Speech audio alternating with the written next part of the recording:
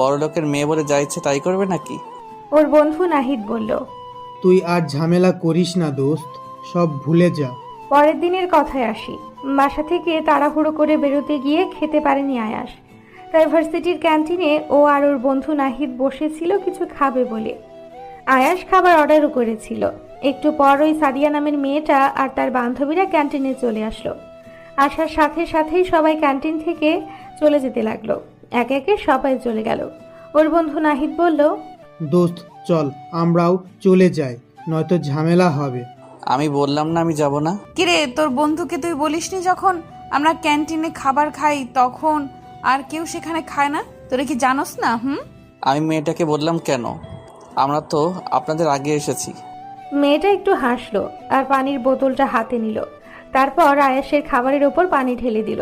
ওর তো খুব রাগ হচ্ছিল। রাগে আয়াসের চোখ লাল হয়ে গেল। ওর বন্ধু নাহিদ ওকে টেনে ওখান থেকে নিয়ে এলো। আসলে ওর মাকে ও কথা দিয়েছে কোনো ঝামেলা করবে না, তাই মেয়েটাকে কিছুই বলল না। কয়েকদিন পরের কথা, ওদের পরীক্ষা নিয়ে কি যে একটা ঝামেলা হচ্ছিল। আসলে একদল চাচ্ছিল পরীক্ষাটা হোক আর অন্য দল চাচ্ছিল পরীক্ষাটা না হোক। সাদিয়া প্রিন্সিপালকে বলল। স্যার, আমরা পরীক্ষা দেব না মানে দেব না। প্রিন্সিপাল বলল। ভার্সিটি তো তোমাদের কথাই চলবে না।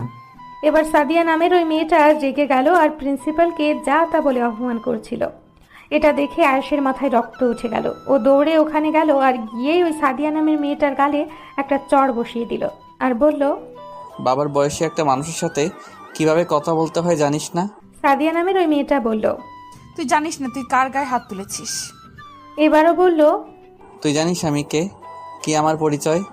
সাদিয়া নামের ওই মেয়েটা বলল। তোর পরিচয় যাই হোক না কেন তাতে আমার কিছু যায় আসে না।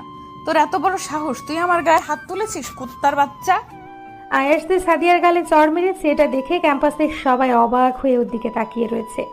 তারা বিশ্বাসই করতে পারছে না যে সাদিয়ার মতো একটা ডেঞ্জারাস মেয়ের গালে চড় মারতে পারে কেউ। আয়াস সাদিয়াকে বলল। তোকে দেখতে তো মেয়েদের মতোই লাগে, কিন্তু তোর স্বভাব ছেলেদের মতো কেন রে? সাদিয়া বলল। বাজে কথা বলবি না, মুখ সামলে কথা বল। আমি বললাম একটু মেয়েদের মতো আচরণ করতে শেখ। সাদিয়া ওইখান থেকে ওর বান্ধবীদের নিয়ে চলে গেল। ও প্রিন্সিপালকে বলল। স্যার চলুন আপনাকে আমি আপনার রুম পর্যন্ত ছেড়ে দিয়ে আসি। আয়াস প্রিন্সিপালকে তার রুম পর্যন্ত দিয়ে চলে আসতে চাইল। ঠিক তখনই প্রিন্সিপাল ওকে পেছন থেকে ডাকলো আর বলল, আয়াস, একটা কথা রাখবে আমার? আমি বললাম হ্যাঁ অবশ্যই রাখবো স্যার। বলুন কি কথা স্যার? প্রিন্সিপাল বলল। কলেজে তোমার সাথে যা হয়েছে, মানে সাদিয়া তোমার সাথে যা যা করেছে, তার কিছুই তোমার বাবাকে জানিও না প্লিজ বাবা। যদি তোমার বাবা জানতে পারে তাহলে আমার চাকরিটা আর থাকবে না। ও প্রিন্সিপাল স্যারকে বলল। স্যার আপনি নিশ্চিন্তে থাকুন, আমি আব্বুকে এসবের কিছুই জানাবো না। আমি চাই না এসব কিছু নিয়ে বড় কোনো ঝামেলা হোক। প্রিন্সিপাল স্যার বলল।